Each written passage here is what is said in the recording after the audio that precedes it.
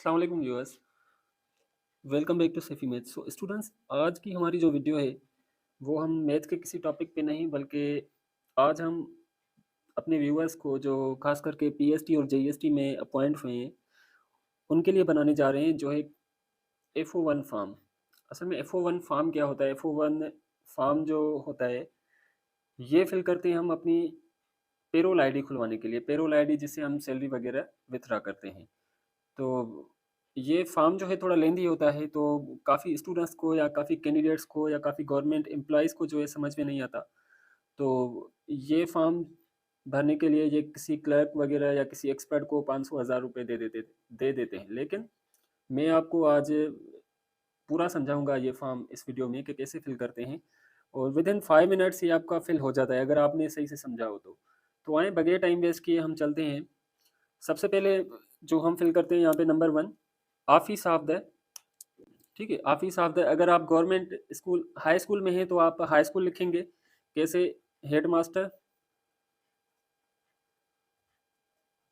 Head master, government boys high school, जो भी हो गया आपका।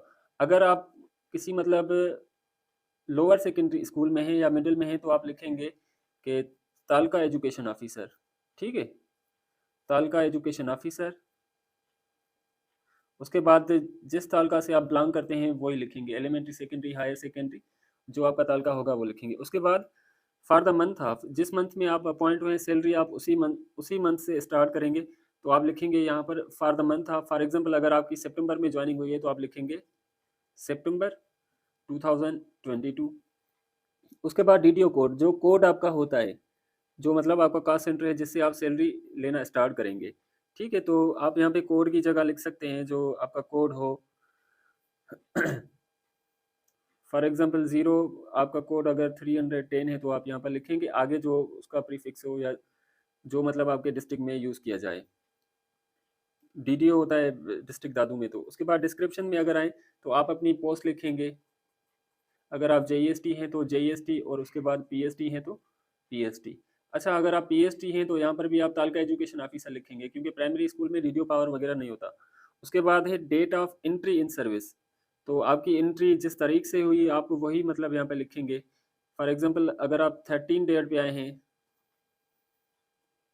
13/9/2022, ठीक है, तो डेट वही लिखेंगे जिसमें आपकी एंट्री हुई है उस मतलब सर्विस में। उसके बाद है करंट गवर्नमेंट, गवर्नमेंट कौन सी होगी आपकी? सिंध गवर्नमेंट होगी, तो आप यहाँ पे सिंध गवर्नमेंट लिखेंगे, ठीक है। ये आप भले खाली छोड़ दें, कोई मसला नहीं। उसके बाद है एम्प्लॉय ग्रुप, एम्प्लॉय ग्रुप में आप स्टेटस लिखेंगे आपके कौन सा मतलब जो है ग्रुप है, कॉन्ट्रैक्ट है या एम्प्लॉय या मतलब के परमानेंट है, तो आप यहाँ पे परमानेंट कर दें, परमानेंट कर देंगे, ठीक है, परमानेंट। उसके बाद है एम्प्लॉय सब ग्रुप, एम्प्लॉय सब ग्रुप में आप कुछ भी ना लिखें, जस्ट यहाँ पे स्केल आप अपना लिख दें 14, स्केल 14 लिख दें। उसके बाद एम्प्लॉय सीएनआईसी नंबर, तो आप अपना सीएनआईसी नंबर लिखेंगे यहाँ पे 412051234567-89 जो भी आता है आपका, ठीक है। ये मैंने फर्जी लिख दिया। उसके बाद डेट ऑफ बर्थ आप अपनी लिख देंगे 15/9/1993, कोई सी भी लिख दें आप। उसके बाद है date of entry in government service, same लिखेंगे आप वही जो ऊपर आई है 13/09/2022। उसके बाद है रीज़न फॉर एक्शन, तो रीज़न फॉर एक्शन आप न्यू आईडी लिख दें या खाली छोड़ दें इसे, ठीक है, क्योंकि इसका कोई फ़र्क नहीं पड़ता। जब हम अपने हमने अप्लाई किया था या हम अपनी आईडी खुलवा रहे थे तो कुछ खाली भी छोड़ दिए थे, लेकिन उसके बाद भी फिर भी हमारी जो आईडी है वो खुल गई थी, और ये भी उसमें हमने खाली ही छोड़ दिया था। Reason for action new ID आप लिख दें भले। अब आते हैं पर्सनल डेटा पे। अगर आप मिस्टर हैं तो मेल हैं तो मिस्टर, फीमेल हैं तो मिस, सही है। उसके बाद अब देखें यहाँ पे लास्ट नेम, तो यहाँ पर सबसे पहले आप क्या करेंगे, अपनी कास्ट लिखेंगे। फॉर एग्जांपल मैं यहाँ पे फिल कर देता हूँ अपनी बायोडाटा, आप देख लीजिएगा, सही है। फर्स्ट नेम अली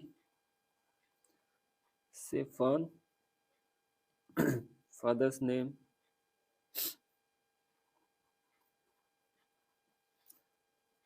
यहाँ पर स्पेस लाजमी दीजिएगा, ये जो लाइन में दे रहा हूँ, ठीक है। उसके बाद है डिस्ट्रिक्ट ऑफ डोमिसाइल, जो डिस्ट्रिक्ट आप मतलब जो आपका डिस्ट्रिक्ट हो। सिटी ऑफ बर्थ आप डिस्ट्रिक्ट कर दें, डिस्ट्रिक्ट का नाम दे दें। उसके बाद स्टेटस, आप अगर मैरिड हैं तो मैरिड, अगर आप की ज़िंदगी खुशी से गुजर रही है तो आप सिंगल लिख दें, ठीक है। Province of domicile Sindh. उसके बाद नेशनलिटी,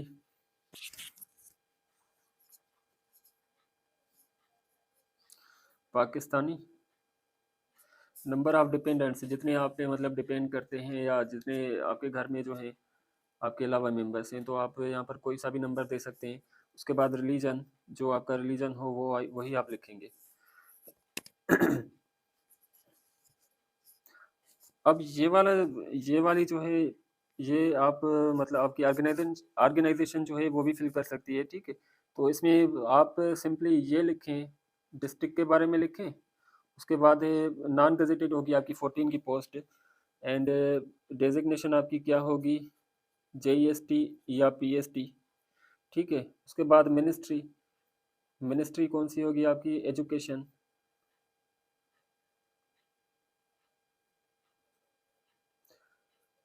एजुकेशन, ON आप लास्ट में ही फिल कर दें, ठीक है। बाकी जो है आप इनको खाली छोड़ दें, इससे कोई मसला नहीं होता, इसके बगैर भी आपका काम हो जाएगा। अब आते हैं हम सेकंड पेज पे। तो सेकंड पेज पे आप क्या करेंगे कि आपने मतलब अपनी एड्रेस देनी है यहाँ पे, ठीक है। तो एड्रेस में आप क्या करेंगे, जो आपकी एड्रेस है वही लिखेंगे।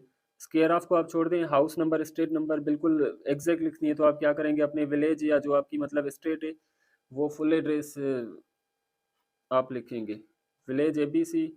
उसके बाद है तालुका जो भी होगा आपका XYZ, एंड डिस्ट्रिक्ट पूरी जो है आपकी T, ठीक है, दादू कर दिया। तो इस तरह से जो है आप अपनी पूरी एड्रेस लिखेंगे। उसके बाद पोस्टल कोड जो भी होगा आपके जिस जगह पे आप रहते हैं, तो उसका पोस्टल कोड, अगर पोस्ट ऑफिस करीब है तो वहाँ से भी पता कर सकते हैं कि भाई हमारी पोस्ट ऑफिस का या हमारे गांव का पोस्टल कोड क्या है। या फिर आप डायरेक्ट गूगल से भी पता कर सकते हैं कि आपका जो पोस्टल कोड है वो कौन सा है। तो सिंपली ये दादू सिटी का है शायद। उसके बाद सिटी कौन सा होगा, सिटी जो भी आपका है वो आप लिखें। डिस्ट्रिक्ट जो आपका है वो लिखें, मैं यहाँ पे फर्जी लिख रहा हूँ आप। उसके बाद प्रोवाइंस, प्रोवाइंस तो सिंध ही होगा तकरीबन सबका। उसके बाद कॉन्टेक्ट नंबर जो भी आपका नंबर हो, इसमें देखें कितने ब्लैंक्स हैं, 1 2 3 4 5 6। तो मैं यहाँ पे लिख देता हूँ वही नंबर जो मैंने अपने सब्सक्राइबर्स को या जो भी मतलब फॉलोअर्स हैं उनको दिया हुआ है, वही नंबर मैं सेम लिख रहा हूँ, 775390, ठीक है। कंपनी हाउसिंग, नो कंपनी का हाउस नहीं है हमारे पास। उसके बाद permanent address, permanent address is same as above, तो आप क्या करेंगे, सिर्फ इसको ही फिल कर देंगे। यहाँ पर ये टिक जो है सेम होगा, तो ऊपर वाली सारी जो है मतलब कि फिल हो जाएगी। लेकिन फिर भी अगर आप करना चाहें तो ये वाला एड्रेस यहाँ पे लिख लें, अगर नहीं लिखना चाहते फिर भी कोई मसला नहीं है। तो ये पूरा जो है एड्रेस का है, ये दोनों हमारे जो बॉक्सेस हैं वो फिल हो जाएंगे, इन्फॉर्मेशन मिल जाएगी। उसके बाद हम आते हैं पे। तो आप क्या करेंगे, सबसे पहले आपका पे स्केल जो है वो 14 है, ठीक है। BPS ईयर ये भी सेम ही होंगे, ठीक है, 14। पे स्केल ग्रुप, पे स्केल आपका 0 1 होगा, पहला होगा। पे स्केल लेवल भी आपका 1 ही होगा, ठीक है। अब आते हैं हम इसके बेसिक पे, या इसमें जो डिटेल्स फिल होंगी। तो बेसिक पे जो है इसका कोड होगा आपका, अगर आपको रेगुलर रखा जा रहा है तो 0001 कोड होगा, ठीक है। ये बहुत बड़ा इशू हुआ था हमारे साथ हमारी अपॉइंटमेंट में। तो आप यहाँ पे 0001 लिखें। उसके बाद आप लिखेंगे डिस्क्रिप्शन में बेसिक पे, ठीक है। यहाँ पर सिर्फ बेसिक पे ही लिखनी है, इसके अलावा कुछ भी नहीं लिखना। तो बेसिक पे जो होगा आपका 14th स्केल का, PST और JST का दोनों का सेम ही होगा, 22,530। ब्रांच, बैंक ब्रांच, तो जो सिटी होगा वही लिखेंगे, जो भी बैंक होगी, फॉर एग्जांपल नेशनल बैंक है उसके बाद पोस्टल कोड जो है आप यहाँ पर लिखेंगे 101010, जो भी होगा आपका वही लिखेंगे। बैंक जिस सिटी में होगी, बैंक जिस सिटी में होगी उसका, उस सिटी का नाम और बैंक कोड। उसके बाद बैंक अकाउंट नंबर, ये आप खुद लिखेंगे, सबका डिफरेंट होता है। सही है, मैं यहाँ पे ऐसे सिंपली लिख रहा हूँ फर्जी, ये नहीं कि आप, ऐसा ना हो कि कहीं आप देख के और यही फिल कर दें, तो आपकी पेमेंट जो है सैलरी लटकी हुई हो और आपकी कॉल जो पूरा दिन मेरे पास ही आ रही हो कि सर आपने बैंक अकाउंट नंबर जो लिखा था मैंने वही लिखा था, तो खुदा के बंदे ऐसा ना करें। पेमेंट मेथड जो है आपका चेक या सेल्फ भी होता है, ठीक है, सेल्फ कर दें आप। उसके बाद इसे आपने खाली छोड़ देना है, लीव्स वगैरह को या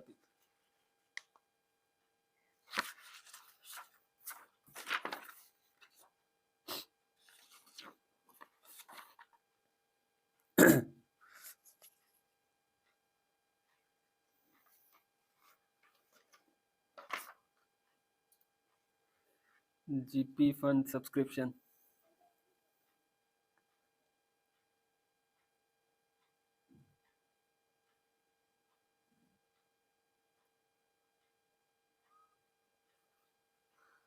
इसमें आप क्या करेंगे, सिर्फ ये वाला येस जो है इंटरेस्ट अप्लाइड, इस पर आप येस कर देंगे, बाकी आप खाली छोड़ दें, बाकी हम आगे करते हैं।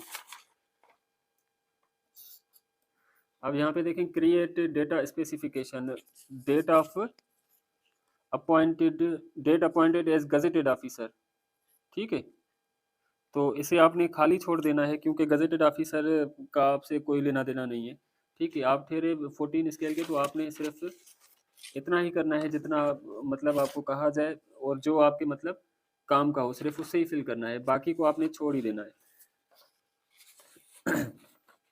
प्रीवियस पर्सनल नंबर, तो प्रीवियस आपको कोई पेरोल आईडी नहीं दी गई तो आपने क्या करना है, इसे भी छोड़ ही देना है। फैमिली इंफॉर्मेशन टाइप 001, तो यहाँ पर आपने जो है फैमिली मेंबर्स की डेटा देनी है, ठीक है। तो इसमें आप सिर्फ उसी का दें जिसका मतलब, जिसको मतलब आप नॉमिनी करना चाहें अपनी सैलरी के लिए या कुछ। मैंने जो है लास्ट टाइम जब मैं भर रहा था तो मैंने अपनी मदर के लिए किया था, तो आप भी अगर चाहें मदर ब्रदर या कुछ भी, फिर आप एक का नंबर लिखना, एक का नाम लिखना चाहें या दो का, तीन का, जितना भी हो आप लिख सकते हैं, ठीक है। नॉमिनी में यस करेंगे, डेट ऑफ बर्थ उस पर्सन की, उसके बाद नेशनलिटी, परसेंटेज ऑफ शेयर 100% देना चाहते हैं, 50% कितना देना चाहते हैं, ये आपकी मर्जी है, ठीक है। एम्प्लॉय टाइप, अगर वो किसी गवर्नमेंट एम्प्लॉय मतलब गवर्नमेंट जॉब में है तो आप लिखेंगे, अगर नहीं है तो N oblique A. Other nationality अगर है तो लिखेंगे, अगर नहीं है तो एन ऑब्लिक ए। बाकी अगर आप, आपकी मर्जी, जितने आप लिखना चाहें लिख सकते हैं। उसके बाद आपके जो अलाउंस होंगे वो वेज टाइप होगा 1000, हाउस रेंट अलाउंस HRA, तो आपको जो HRA मिलेगा वो मिलेगा 2214। उसके बाद 1210 जो है आपको मिलेगा, कोड है ये, कन्वेंस अलाउंस, ठीक है। कन्वेंस अलाउंस आपको कितना मिलेगा, 2856। उसके बाद वेज टाइप नंबर है 1300, ठीक है। उसका कोड ये है मेडिकल अलाउंस, मेडिकल अलाउंस आपको मिलता है 1375। अगर आप प्रोफेशनल टीचर हैं, ठीक है, अगर आप प्रोफेशनल टीचर हैं तो आपको टीचिंग अलाउंस मिलेगा, जिसका कोड होगा 1838 teaching allowance which is 1000 rupees, okay. Special allowance जो है टीचर्स का 1000 रुपीज़ होता है, यही आपको मिलेगा 2347। ये है एडॉक रिलीफ 15% 2022 वाला, ये आपको मिलेगा 2277 रुपीज़। उसके बाद है 2349 wage type 2349 which is differential allowance,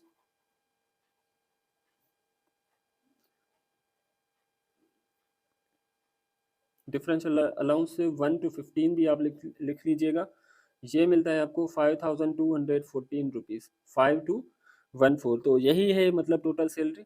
अब इसकी जो है डिडक्शन वगैरह होगी, ठीक है। तो यहाँ पर डिडक्शन का,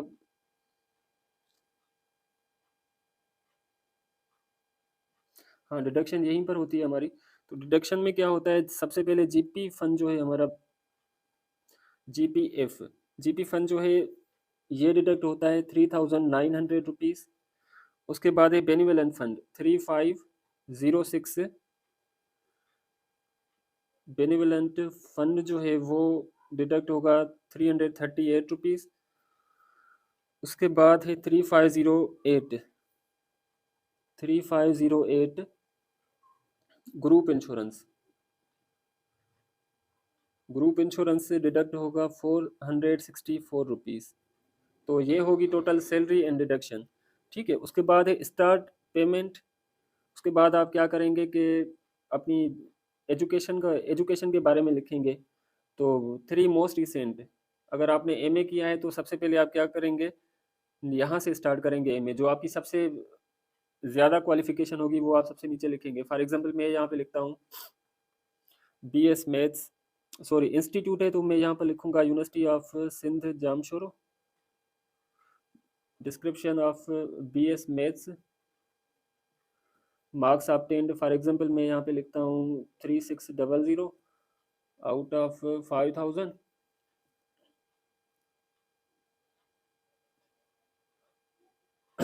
उसके बाद मैं यहाँ पे लिखता हूँ अपनी एफएससी की, तो BISE Hyderabad pre engineering FSc, ठीक है। यहाँ पर मैं मार्क्स लिखता हूँ अपनी, for example 807 and total marks वर 1100, ठीक है। उसके बाद BISE Larkana SSC science 550 out of 850, ठीक है। और यहाँ पर आपका CNSE होगा। उसके बाद ये हो गई आपकी क्वालिफिकेशन, सही है। एंड लास्ट में आप जो है यहाँ पर लिखेंगे प्रोफेशनल क्वालिफिकेशन, प्रोफेशनल यानी बीएड एमएड या सीटीपीटी जो भी आपने किया हुआ है, तो आप यहाँ पर लिखेंगे इंस्टीट्यूट। इंस्टीट्यूट में क्या होगा, जहाँ से भी आपने किया है, for example university of Sindh से किया है तो आप यूनिवर्सिटी ऑफ सिंध जामचोरो लिखकर डिस्क्रिप्शन ऑफ एजुकेशन बीएड लिखेंगे। मार्क्स फॉर एग्जांपल आपकी 1000 है आउट ऑफ 1400, तो इस तरह से आप फिल करेंगे। बाकी यहाँ पर जो है आपके हेडमास्टर की सही होगी, ठीक है। उसके बाद अगर आपके तालुका एजुकेशन ऑफिसर की करनी है तो वो भी होगी, देन डिस्ट्रिक्ट एजुकेशन ऑफिसर, और यहाँ पर जो है आपकी साइन होगी। एंड यहाँ पर किसी जगह पर जो है डिस्ट्रिक्ट अकाउंट ऑफिसर की भी होगी, सॉरी। तो यहाँ पर जो है आपके DDO पावर वाले की साइन होगी, ठीक है। यहाँ पर आपके डिस्ट्रिक्ट एजुकेशन ऑफिसर की, एंड यहाँ पर डिस्ट्रिक्ट अकाउंट्स ऑफिसर जो ट्रेजरी का बंदा होता है उसकी साइन होगी। उसकी साइन होने के बाद ही ये एजी जाएंगे आपकी सैलरी के लिए। Thank you so much for watching.